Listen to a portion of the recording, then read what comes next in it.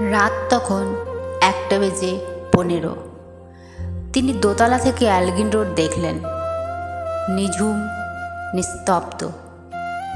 পথে পথে গোয়েন্দার টিকটিকি, যাতে কোনো মাছই গলতে না পারে। সেদিন লন্ডনের হেডকোয়ার্টার্সও জানত Subhas Chandra Bose, the greatest enemy of the British Empire. লালবাজারের কমিশনার স্যার ফেয়ারওয়েদার নির্দেশিকা জারি করেছেন, এলগিন রোড অবরুদ্ধ করো, বাঙালিকে বিশ্বাস করি না।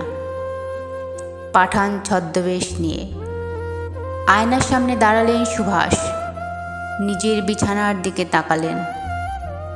কি হবে নরম শয্যায় যদি কান্না শুনতে না পাই? গাড়িতে এসে বসলেন। গাড়ি কলকাতা পার হয়ে জিটি রোড ধরল। ব্যান্ডেল, চুচুড়া, শক্তিগড়, আসানসোল। অতি দ্রুত পার হয়ে গেলেন বেঙ্গল বর্ডার। কে পার হলেন? The greatest enemy of the British empire.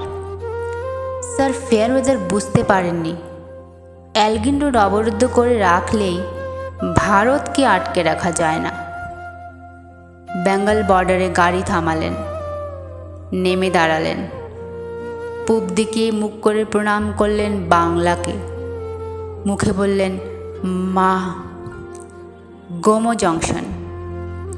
এখানেই দিল্লি কালকা মেল থামবে, ফ্রন্টিয়ার এক্সপ্রেস। ততক্ষণে সারা কলকাতা জুড়ে শুরু হয়ে গেছে তল্লাশি। সুভাষ দাঁড়িয়ে আছেন সমাহিত, জনমানবহীন গোমো জংশনে। ট্রেন এসে দাঁড়ালো। সুভাষ একবার পিছন ফিরে তাকালেন তিনজনের দিকে, শিশির, অশোক আর মীরা।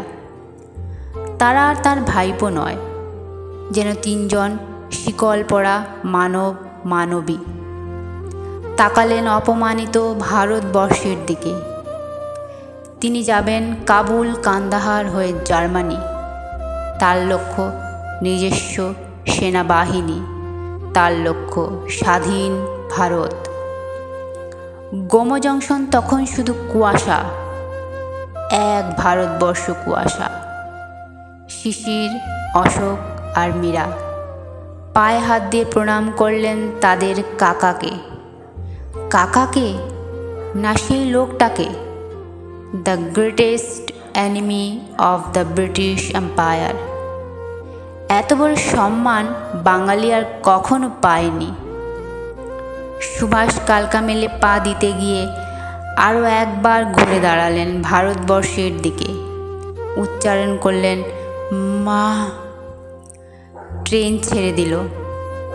ইঞ্জিনের ধোঁয়ায় ভরে গেল গোমো জংশন। ধোঁয়া আর কুয়াশার মধ্যে দিয়ে চলে যাচ্ছে ট্রেন। একটা লোক একা একা একা একা চলেছেন ভারতের স্বাধীনতা আনতে।